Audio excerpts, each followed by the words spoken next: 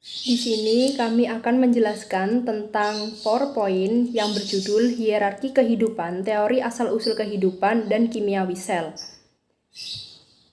Hierarki kehidupan, kata hierarki, dalam biologi berarti deretan, tatanan biologis seperti famili, genus, dan spesies.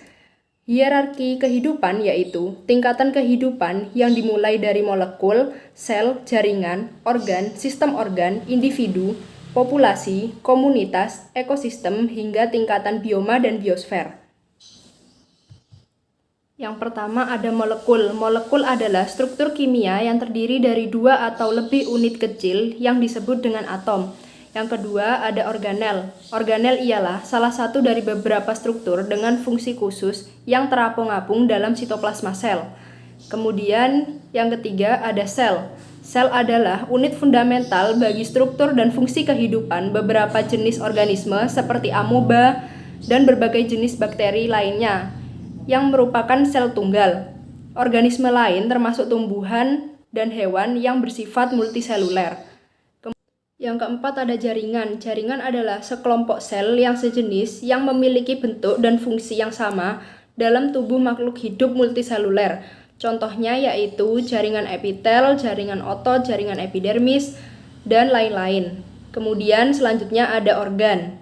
Organ merupakan kumpulan dari beberapa jaringan yang melaksanakan fungsi tertentu dalam tubuh.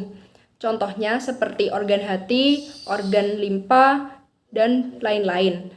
Kemudian ada sistem organ. Sistem organ merupakan kumpulan dari beberapa organ yang melakukan suatu fungsi dan spesifik dan saling berkaitan. Kemudian ada organisme. Organisme yaitu setiap individu yang mewujudkan sifat-sifat dalam suatu kehidupan.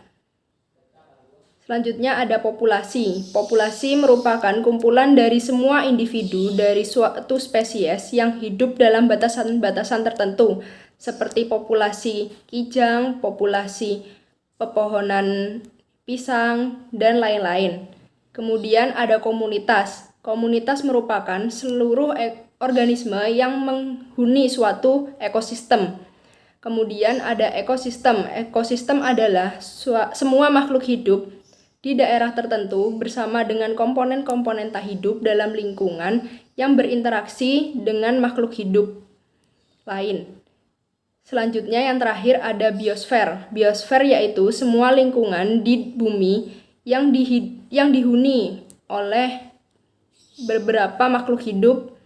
Kemudian biosfer ini mencakup sebagian besar wilayah daratan dan sebagian besar bagian air dan atmosfer sampai ketinggian beberapa kilometer.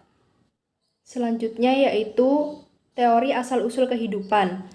Teori asal-usul kehidupan ini terbagi menjadi 2, yaitu abiogenesis dan biogenesis. Abiogenesis merupakan teori yang mengemukakan bahwa kehidupan asal mula makhluk hidup adalah dari benda mati dan terjadi begitu saja secara spontan atau yang disebut dengan generatio spontanea. Teori ini didukung oleh yang pertama Aristoteles. Pada tahun 384 sampai 322 1000 Masehi, Aristoteles mengemukakan bahwa teori abiogenesis berasal dari makhluk hidup yang pertama kali di bumi, berasal dari benda mati, kemudian terjadi secara spontan. Contohnya seperti ikan dan katak yang berasal dari lumpur, kemudian ada cacing yang berasal dari tanah, dan belatung yang berasal dari daging yang membusuk. Kemudian pada pertengahan abad ke-17, Anthony van Leeuwenhoek menemukan mikroskop sederhana yang dapat digunakan untuk mengamati benda-benda aneh yang sangat kecil, seperti yang terdapat pada setetes air rendaman jerami. Oleh para pendukung paham abiogenesis, hasil pengamatan Antonio van Leeuwenhoek ini seolah-olah memperkuat pendapat dari Aristoteles.